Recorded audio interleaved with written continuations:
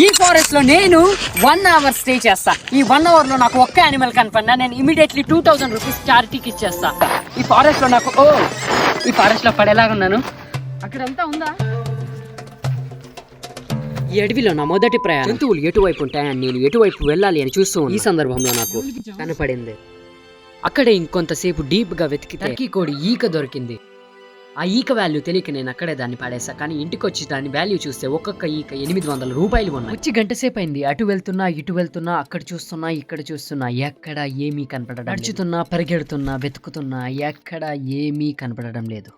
రకమైన ఒక స్మోక్ ని విడిచే ఫంగస్, దాని స్మెల్ పిలిస్తేనే కళ్ళు తిరిగి పడిపోయే ఒక పువ్వు, ఇలాంటివి ఎన్నెన్నో నాకు ఆ ఫారెస్ట్ లో కనపడ్డాయి. ఓవరాల్ గా మనం ఎంతసేపు ఆ ఫారెస్ట్ లో తిరిగినా నాకు ఒక్క జంతువు కూడా కనపడలేదు. దీన్ని బట్టి అర్థం ఎన్నో వన్న ప్రాణాలు అండ్ జంతువులు అంతరించిపోతున్నాయని దీన్ని బట్టి అర్థం. ఏది ఏమైనా నేను 2000 రూపాయలు చారిటీకి అయితే ఇవ్వబోతున్నా. ఇది మీరు ముందు వీడియోలో చూడబోతున్నారు. అంతవరకు సబ్స్క్రైబ్ చేసుకో మిత్రమా.